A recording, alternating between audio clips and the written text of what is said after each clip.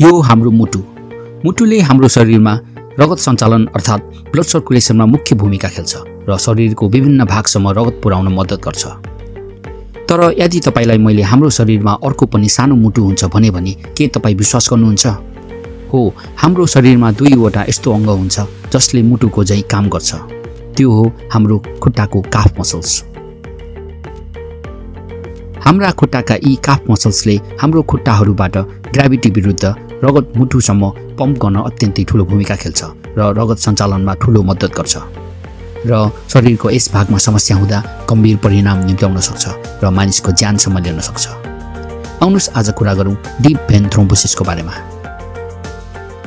Deep van thrombosis भनेको हाम्रो खुट्टाका काफ मसल्सहरूका गहिरा नसाहरूमा रगत जमेर क्लट अर्थात् रगतको गुठी बन्नु हो र यो क्लट त्यहाँबाट सरेर फोक्सो वा केही मानिसहरूमा मस्तिष्कसम्म पुगेर पल्मोनरी इम्बोलिजम, स्ट्रोक जस्ता गम्भीर समस्या उत्पन्न गराउन सक्छ।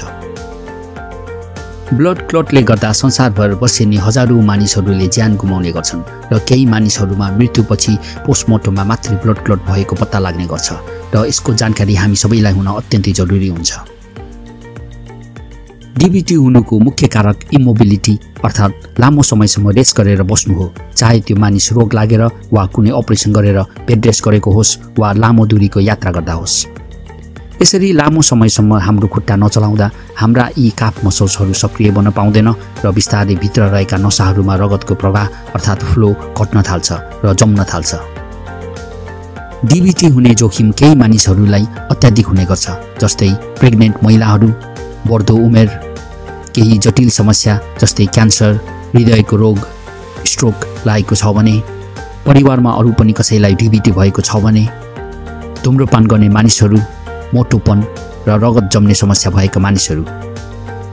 डीबीटी भएका मानिसहरूमा खुट्टा रातो हुने, दुख्ने, सुन्निने र तातो हुने हुन्छ, खास गरी हाम्रो घुँडाको पछाडि।